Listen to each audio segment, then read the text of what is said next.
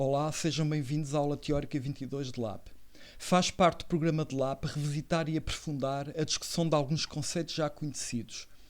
E uma das partes mais nobres do estilo de programação orientada pelos objetos é o suporte para a escrita de programas extensivas. É sobre isso que vamos falar hoje. A aula de hoje é dedicada à extensibilidade. Já agora, é importante avisar que no terceiro projeto de LAP se vai pedir um programa em JavaScript desenvolvido para ser extensível. Portanto, tudo o que se falar na aula de hoje vai ser muito relevante para o terceiro projeto. Okay? Então, o que é um sistema extensível? Um sistema de software, claro. Bem, é um sistema desenhado para simplificar a sua evolução futura, com novas funcionalidades e novos tipos de objetos. Okay? Para começar, um programa extensível deve ter partes internas que foram escritas para serem reutilizadas. Reutilizadas no código existente, mas porventura para serem reutilizadas em código futuro. E muitas vezes acontece. Há código que se escreve que está-se mesmo a ver que poderá ser reutilizado no futuro. Outro objetivo da extensibilidade é conseguir que a evolução do programa se faça sem alterar o que já foi escrito e verificado. Porque é muito mau ter de pegar em código num programa, escrito há algum tempo, e ser necessário alterar código que já foi escrito e verificado. Até porque nós já não temos o contexto mental original e é muito, muito fácil introduzir erros de forma ingênua. Nós lemos o código e já não estamos a abarcar todos os detalhes que tínhamos na cabeça originalmente. Pronto. Portanto, um programa escrito para a extensibilidade é escrito de uma maneira habilidosa para que o código que estamos a escrever agora não tenha que ser reescrito no futuro. Ok, como é que se obtém extensibilidade? Na verdade, é pela via da abstração. Porque código escrito com base em conceitos abstratos consegue lidar com as entidades iniciais, que consideramos quando o programa foi escrito inicialmente, mas essas abstrações, porventura, poderão também conseguir lidar com entidades a criar no futuro. Em todo o caso, a extensibilidade tem limites, claro, porque as entidades que poderemos considerar no futuro serão aquelas que se enquadrarem nas abstrações que inventarmos. Agora, escrever código extensível não é obrigatório. Podemos querer ou não fazer isso. Mas há muitas vantagens em ter código extensível. Para começar, os programas ficam mais fáceis de modificar. Estão a ver? Eu introduzo novas funcionalidades, novos tipos e, em princípio, eu deverei conseguir fazer isso sem alterar o código já escrito. Okay? O tempo útil da vida dos programas aumenta, poupa-se tempo e dinheiro. E agora, também muito importante, num programa extensível há a tendência para os programas ficarem organizados em torno de ideias claras, gerais e claras. Os programas ficarão mais fiáveis e mais elegantes. É curioso, eu próprio tendo a escrever código extensível e muitas vezes a minha preocupação nem sequer é pensar no futuro. Estou mais a pensar nestes três aspectos aqui da lista que têm a ver com a clareza das ideias. Ok? Agora, como é que se obtém fatorização na prática? Obtém-se fatorização através da identificação de conceitos abstratos naturais. Muitas vezes, olhando para o enunciado, nós, já com a experiência que temos, conseguimos identificar os conceitos abstratos naturais, mas se tivermos menos experiência, podemos usar fatorização de forma sistemática. A fatorização é uma forma que nos permite identificar as abstrações no programa. E querem ver, olha, tinha aqui um programa, aquele exemplo, o último exemplo da última aula teórica, eu na altura não chamei a atenção para isso, mas o programa que eu apresentei foi um programa escrito a pensar na extensibilidade. E reparem bem, portanto, eu recordo que estava em causa a representação de expressões algébricas. Para isso, nós tivemos que definir vários tipos de nós, porque uma expressão algébrica representa-se naturalmente usando uma árvore. E precisamos definir 5 tipos de nós. Estes aqui, que estão aqui em cima, ou então em baixo. Vai dar ao mesmo. E na versão de baixo eu identifiquei algumas abstrações que, reparem, que ajudam a organizar muito o código. Olha, por exemplo, vamos à procura de código reutilizável. Aqui fala-se em reutilização. Onde é que aparece? Aqui. O código é concebido para ser reutilizado em mais do que um contexto. Bem, a função size e a altura aplica-se tanto a nós aditivos e multiplicativos. Portanto, é exemplo de código que foi escrito e que está preparado para ser reutilizado. Mais ainda, se eu no futuro definir novos tipos de nó binário, sei lá, subtração, divisão, etc., este código também já está preparado para ser reutilizado no futuro. Pronto, isto aplica-se também ao código aqui ao lado. Mais coisas ainda. Se eu no futuro quiser definir, por exemplo, como eu disse há pouco, mais um tipo de nó binário, como por exemplo a subtração, reparem bem, eu venho aqui ao código, acrescento uma nova classe, digo que ela estende esta classe abstrata, pronto, e pronto, eu consegui estender o programa, escrevendo código novo e não alterando nenhum do código original, que é o segundo requisito do sistema ser extensível. Portanto, espero que este exemplo ajude a perceber um pouco o que está aqui envolvido. Agora, eu também estava a falar da fatorização. Portanto, há 2 maneiras de descobrir estas classes abstratas. Uma é ler muito bem o enunciado e perceber que é natural considerar que neste problema há nós binários, unários e zeroários. Isso é uma hipótese. Outra hipótese é usar como código de partida apenas estas 5 classes concretas e depois identificar aquilo que é comum e tentar abstrair em classes abstratas. Assim também se descobrem as abstrações. Agora, há uma coisa muito interessante. Assim, nós, usando fatorização de forma sistemática, em muitas situações, acabamos por identificar as abstrações naturais e o código já ficou extensível à partida. É automático. Fatorizei o código, criei estas classes intermédias aqui abstratas e o código ficou genuinamente extensível. Ficou com as propriedades todas referidas atrás. Ok?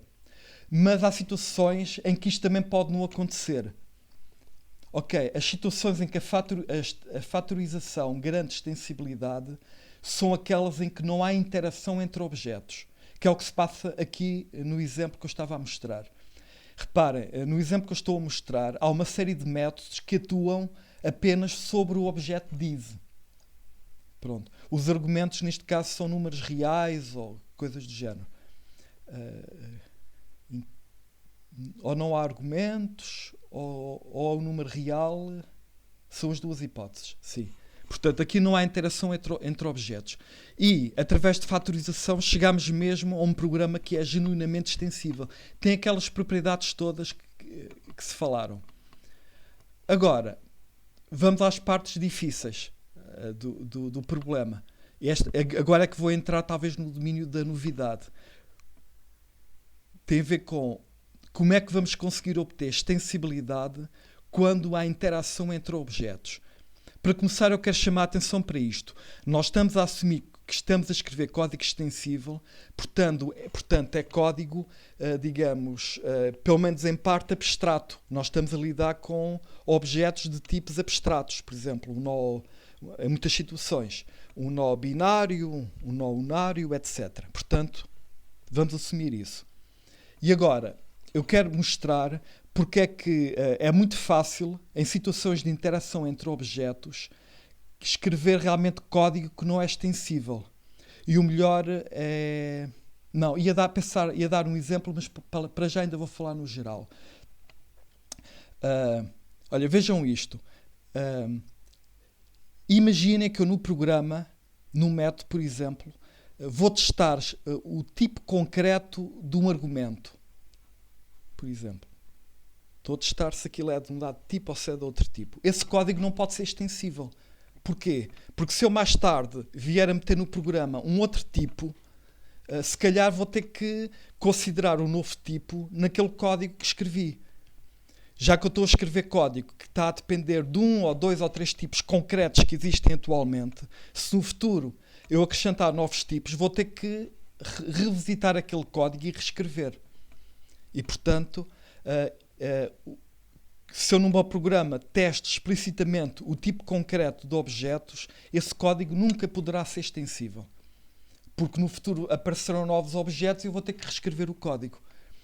Ok, como é que eu testo o tipo explícito de um objeto? Por exemplo, usando instance of, ou usando uma string, o nome do objeto, qualquer coisa. Portanto, qualquer tentativa que eu faça para determinar o tipo concreto é uma má ideia, porque o código vai ficar não extensível. Outra maneira de quebrar a extensibilidade é quando eu escrevo código que não é modular. Por exemplo, quando é que eu tenho código não modular? É quando um objeto se mete na vida do outro. Cada objeto deve tratar de si próprio e respeitar o que compete aos outros objetos. Quando um objeto começa a tratar, a ter funcionalidade que envolve lidar com outros objetos e desempenhar tarefas que os outros objetos é que deviam desempenhar, esse código também não é extensível. Porque imaginem que no futuro aparece mais um tipo de objeto. Portanto, dentro da mesma lógica, já que este objeto está preocupado com os objetos do tipo A ou do tipo B, agora vai ter que se preocupar com objetos do tipo C, para manter a mesma lógica. E, portanto, o código vai ser reescrito. Portanto, estão a ver, são situações em que eu no futuro quero alterar o código e vai haver uma tendência para eu ser obrigado, não tenho escolha, a reescrever código que já foi, que em princípio já estava validado e que eu preferia nem mexer, porque ao mexer poderia provocar erros. Ok, como lidar com este tipo de situações que eu referi? Isto é, como lidar com estas situações escrevendo código extensível. Pronto. Sobre esta primeira questão tenho muito a dizer. Portanto, como escrever código extensível para evitar testes explícitos de tipo. Bem, para explicar isto, o melhor é usar um exemplo. Imagina que estamos num jogo de computador, um jogo com gráficos, e temos, por exemplo, um monstro que persegue um herói. Estão a ver? Imagina, por exemplo, que o herói tenta fugir do monstro e tenta, capturar coisas que lhe deem pontos, que lhe deem mais energia. Porque pode ser que mais tarde o monstro, com a energia que tem, consiga combater o monstro. Pronto. Mas o monstro, acima de tudo, persegue o herói e, se calhar, outros personagens. Os monstros tendem a perseguir as personagens boazinhas do jogo. Bem, vamos ver a maneira errada de fazer isto, mas que é a maneira mais tentadora, é quase irresistível. É assim, imagina que o monstro que se mexe uma vez por segundo, portanto o monstro vai ter que tomar uma decisão agora. O que é que ele vai fazer? O monstro olha para as 8 casas à volta e descobre que tem aqui um vizinho. Ok, o que é que ele faz? Bem, a tendência é para testar se o vizinho é o herói. Até porque, se calhar, é isso que está escrito no enunciado. O enunciado diz que o monstro persegue o herói ou a heroína, não interessa. Portanto, a maneira mais intuitiva de resolver isto é usar um instance of, este que eu escrevi aqui. Portanto, o monstro vê que tem um vizinho e faz vizinho instance of hero e está a testar o tipo explícito, o tipo concreto do vizinho. Porque é que isto está mal? Porque se mais tarde houver novos personagens, eu vou ter que reescrever o código do monstro. Porque agora o monstro tem que decidir. E se tiver aqui isto? E se tiver aquilo? Portanto, o código... o que eu quero é conseguir programar a interação do monstro com qualquer vizinho de uma maneira definitiva, que não requeira alteração futura. Parece um bocado ambicioso, mas consegue-se fazer. Como é que eu resolvo o problema neste caso? Olha, assim, invento um método, por exemplo, para testar, que permita testar se uma personagem é generosa ou bondosa, uma coisa qualquer. E o que o monstro faz aqui, em vez de perguntar ao vizinho, de ver o tipo dele, não, pergunta se ele é generoso. E se for, o monstro ataca. Tão simples como isto. Porquê é que isto é bom? Porque, reparem, é que agora o código em que o monstro testa se o vizinho é generoso é código definitivo que nunca irá precisar de ser alterado. Se eu mais tarde meter outro tipo de personagem, outro tipo de personagem também generosa, o monstro também passará a atacar essa personagem. E eu não tive que reescrever o código. Portanto, a versão errada é envolve a chamada visão do mundo fechado. Nós estamos a programar assumindo que não vai aparecer nada de novo no futuro e estamos a lidar apenas com os objetos de que o enunciado fala. Numa visão do mundo aberto, nós estamos a programar levando em conta as personagens que estão no enunciado, mas também estamos a levar em conta a possibilidade de haver personagens novas no futuro. E o código que estamos a escrever está já preparado para o futuro. Eu quero escrever código que não tenha que ser alterado no futuro. E já vi numa técnica. A técnica passou por inventar um conceito abstrato. E isto não é imediato, porque reparem, provavelmente o próprio enunciado do problema falava em monstros e no herói, mas não falava no conceito de generoso. Isto foi eu, como programador, que me lembrei de inventar este conceito abstrato para tornar o código extensível. Portanto, isto é um salto lógico bastante relevante. Portanto, para isto funcionar bem, então vamos ter que assumir, portanto, que todos os personagens do programa vão ter um método, este método. E a maneira ideal até de organizar isto será a seguinte, olha, o ideal é haver na raiz da hierarquia das personagens há uma classe abstrata, por exemplo, chamada ator, ou personagem, ou o que for. Pronto. E lá pode estar definido este método, a retornar falso. Portanto, por omissão, todos os personagens não são generosos. Por omissão, porque o método é herdado. E agora aqueles que forem generosos redefinem um método e devolvem true. É o que faz o herói. E, portanto, ficou muito bem resolvido o problema. Estão a ver? É a maneira de escrever o código extensível.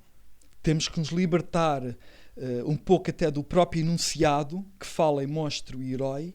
Identificamos aqui um conceito, por exemplo, de ser generoso, porque nós assumimos que os monstros perseguem todas as personagens boazinhas e conseguimos escrever o código do monstro que funciona bem com as personagens atuais e com as personagens futuras. É curioso, reparem bem, eu inventei agora um conceito abstrato que nem sequer se materializa numa classe genérica. Não, é um método booleano que corresponde ao conceito. Pronto. Uma outra maneira, vamos continuar a falar desta questão. Como lidar como fazer interação com os vizinhos sem nunca ter que testar explicitamente o tipo deles. Ok? Outra maneira de fazer a mesma coisa. Olha, esta maneira por acaso não funciona em JavaScript, porque não há interfaces, mas funciona em Java. E já agora eu gostava que vocês conhecessem. Continuem a pensar no mesmo problema. Portanto, temos o monstro e o herói. O monstro descobre que tem um vizinho e quer perguntar-lhe alguma coisa. Pronto. Vou-vos ensinar uma outra maneira dele perguntar se o vizinho é generoso. Olha, vejam assim. Eu estou aqui a definir uma interface chamada generoso, em inglês. Até vazia. Podem perguntar, para que é uma interface vazia? Agora reparem como eu defino o herói. O herói estende o ator. Portanto, isto será uma classe abstrata que tem tudo o que for comum às personagens do programa, mas agora ponho aqui um implement generoso. E agora vejam como é que o monstro pode testar se o vizinho é generoso. Assim, usa o instance of. Reparem, não há nada de mal no instance of. Este instance of está a ser muito bem usado porque está a testar uma propriedade abstrata. Se fosse testar algo de concreto como ser um herói, ser o herói, isso não pode ser. No entanto, este código já é geral, é abstrato. E, portanto, isto é perfeitamente... Olha, estas interfaces vazias que são usadas neste tipo de situação costumam ser chamadas interfaces de marcação. em inglês Marker Interfaces. Se clicarem aqui podem ler mais coisas sobre o assunto. Agora, para resolver este problema em JavaScript, eu usaria a técnica do método booleano. Inventava um conceito abstrato. Pronto. Ok, vamos agora pensar em situações mais complicadas. Imaginem, por exemplo, que eu quero agora fazer tipo um jogo destes, mas eu quero fazer uma simulação do mundo real, com a ecologia toda. Sabem, é que no mundo real há muitos tipos de animais e geralmente os mais fortes alimentam-se dos mais fracos. É assim. Imaginem, por exemplo, que eu num programa tenho, vá lá, tigres, galinhas, caracóis, dromedários, isso, todo esse tipo, toda essa malta. Pronto. Tenho agora aqui, por exemplo, um tigre. Imaginem que o M é um tigre. E o M olha ao lado e encontra qualquer coisa. Por acaso até está uma galinha, por exemplo. O tigre pode perguntar ao vizinho se é comestível, por exemplo. Posso inventar o conceito de ser comestível. Mas estão a ver, isso não serve, porque tudo é comestível aqui. Todos os animais são comidos por mesmo os tigres, depois de morrerem, são comidos pelos vermes da terra. Portanto, tudo é comestível.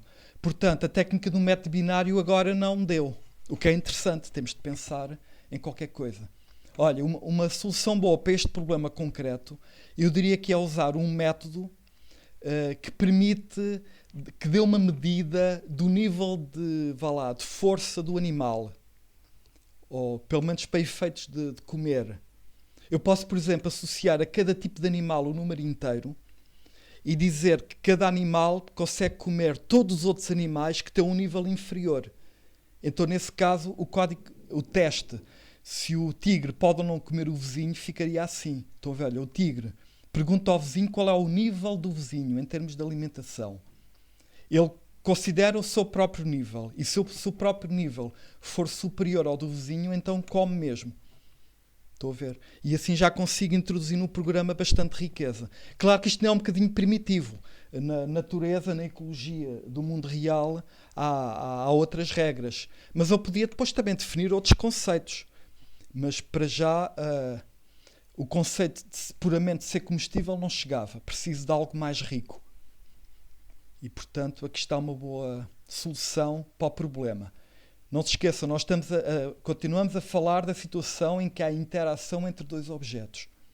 E estamos a tentar resolver diversos tipos de problemas sem nunca testar o tipo do vizinho. Estão a ver? Eu não estou a testar o tipo do vizinho.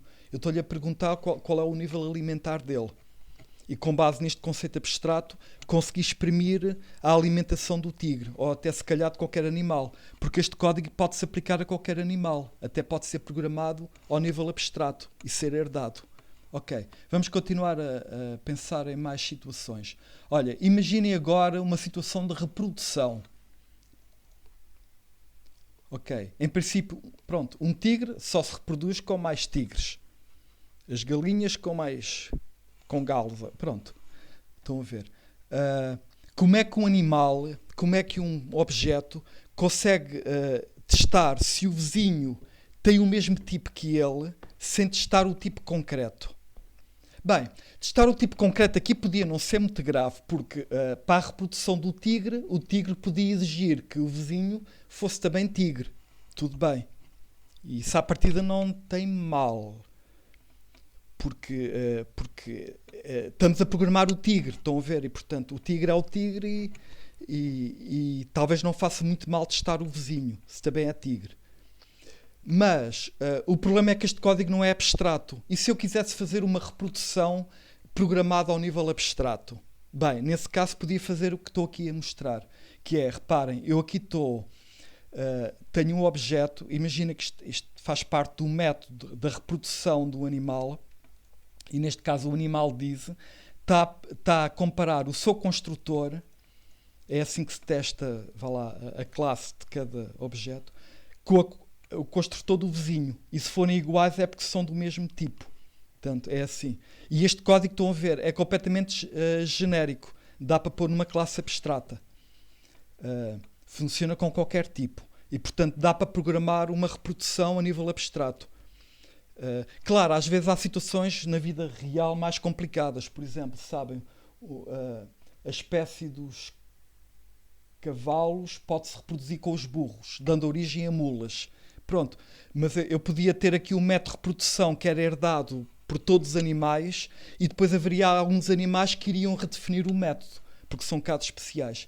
Já agora, em Java, a melhor maneira é assim. Com o instance of, eu não consigo testar se dois objetos têm o mesmo tipo. O melhor é perguntar a classe do this e do that, ou a minha classe e a classe do vizinho. Em C++ há aqui esta técnica estranha, mas, portanto, estão a ver, é uma maneira de... Estamos a conseguir fazer coisas sofisticadas, estão a ver, programar a reprodução de animais a nível abstrato, e conseguimos fazer isso sem testar o tipo do vizinho. Quem quer, geralmente arranja maneira. E conseguimos. Eu volto a dizer que se eu me pusesse a testar o tipo do vizinho, esse código nunca seria extensível, porque ao meter no futuro novos objetos, eu passarei a ter de considerar esses outros casos e, portanto, vou ter que reescrever o código. Eu estou a falar aqui sempre de código que eu escrevo de uma vez por todas e que não vou alterar no futuro, mesmo a reprodução. Posso querer redefinir. Pronto, isso tudo bem. Eu, ao definir uma classe nova, estou a escrever uma classe nova e isso é escrever código novo. Pronto. O que eu não quero é alterar código já escrito. E, portanto, são belas técnicas. Agora, sobre a questão da modularidade, vou também dar um exemplo. Olha, imaginem que num programa temos uma personagem P que é controlada pelo teclado. Pronto. E agora, eu quero, usando o P, quero empurrar o Q para o lado. O que eu gostaria de fazer era que o P empurrasse o Q e que o Q se desviasse para o lado, ficando o P no sítio onde está o Q agora. Portanto, queria que isto tudo avançasse para a direita. Pronto. A maneira má de fazer isto, que não é modular, em que o P se mete na vida do Q, é o seguinte. O P espreita para aquela casa ao lado, vê que está livre, percebe que o Q pode ir para lá e o P pega no Q ao colo e leva-o para lá. Ou seja, muda mesmo o estado interno do Q, porventura. Pronto, este código não é extensível e já vou dizer porquê. A maneira certa de fazer isto é a seguinte, vamos definir um método push em todos os atores do programa, em todas as personagens. Push, que é para empurrar. E agora, como é que o P deve atuar? O P respeita o Q, portanto, não vai fazer nada pelo Q. O P limita-se a aplicar ao objeto Q o método push, digamos, o P envia uma mensagem ao Q a dizer, olha, empurrei-te. Até pode mandar o sentido, se é para a esquerda, direita, de cima para baixo ou de baixo para cima. Pronto. E agora o Q, o método push do Q é ativado e o Q agora vai decidir o que fazer.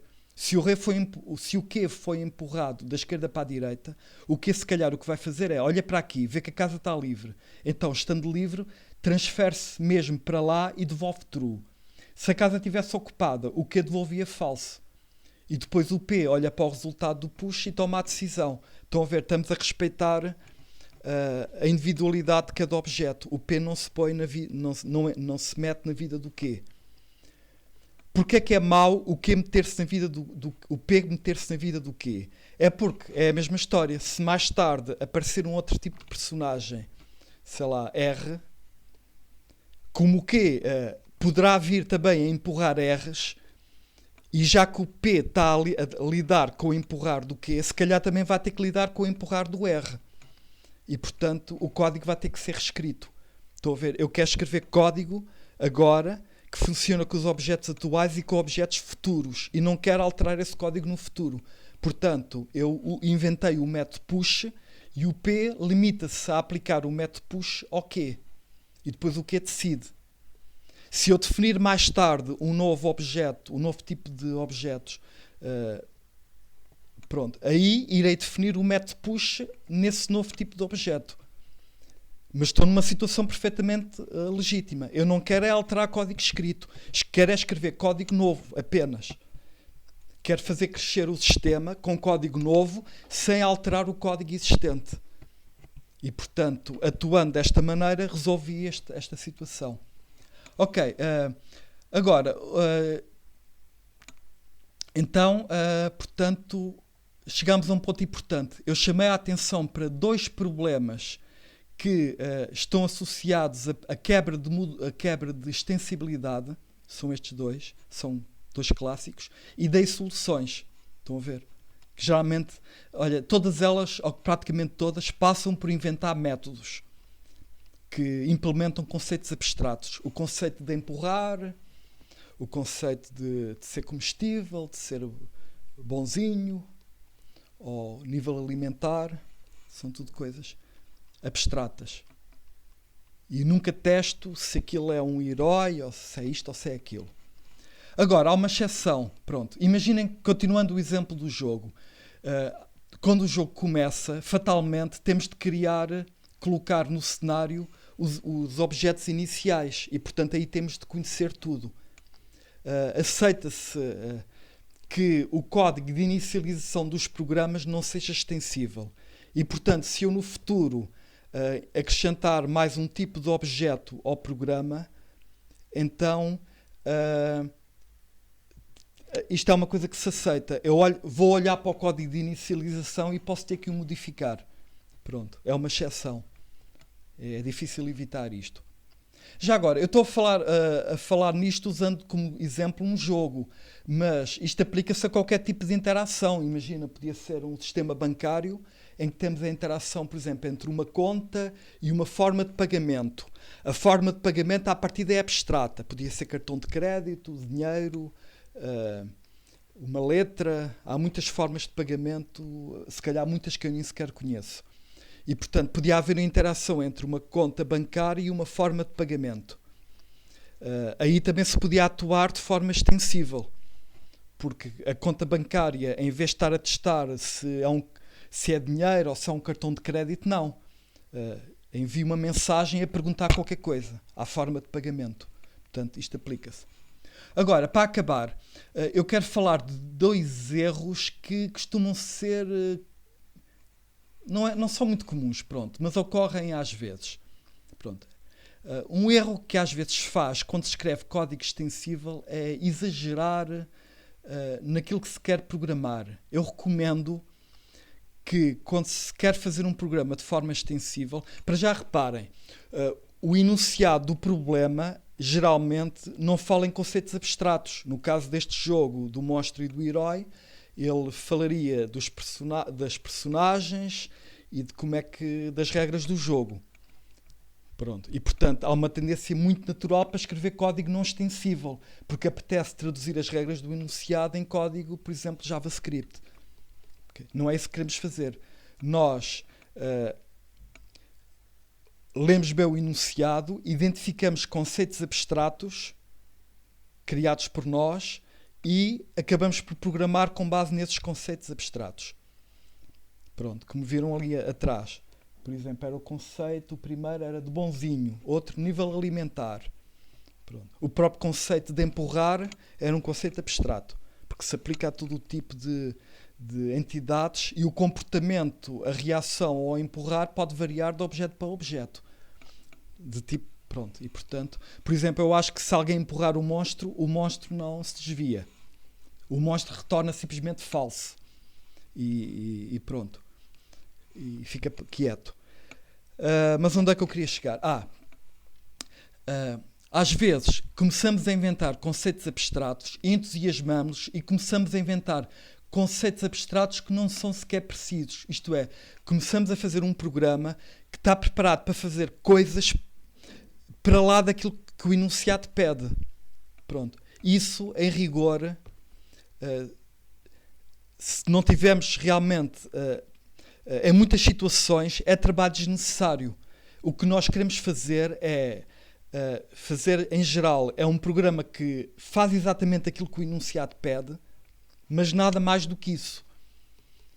Agora, aquilo que o programa faz é de forma extensível. Portanto, está escrito de tal forma que se o programa no futuro crescer, esse código já não é modificado. Agora, isso não é razão para eu agora, de repente... começar a inventar conceitos abstratos novos e começar a fazer uma coisa que já não é o jogo que me pediram, por exemplo, ao sistema de gestão o sistema bancário, mas é já, digamos, uma framework para jogos. Pronto. Isto é para verem qual é o ponto. O ponto aqui da extensibilidade não é sequer fazer um programa que tem mais funcionalidades do que aquelas que são pedidas. Não. O programa deve ter as funcionalidades que o enunciado pede, só que programadas de uma maneira muito especial, para no futuro não ser obrigado a reescrever aquilo.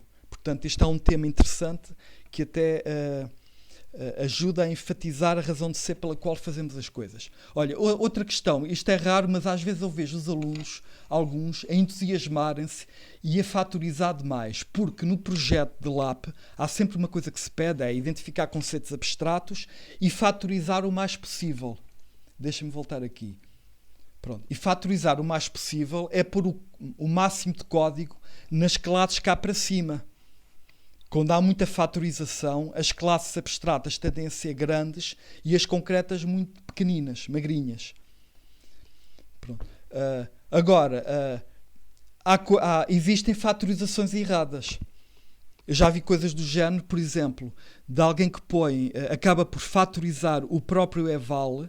Este eval é diferente aqui e aqui. Aqui está a somar, aqui está a multiplicar. Há quem ponha o eval aqui em cima e depois o próprio código do eval usa o instance of para ver. Olha, se o nó é aditivo, somo. Se é multiplicativo, multiplico. Pronto, estou a ver. Esta fatorização é disparatada e temos já código que não é extensível, porque já estou a cair exatamente no erro número 1, que é o teste explícito de tipos. Portanto, nós devemos fatorizar o máximo, mas sem nunca comprometer a extensibilidade. Pronto. E acho que falei de tudo. Acho que é um tópico interessante e vou terminar então. Obrigado, bom resto de tarde para todos.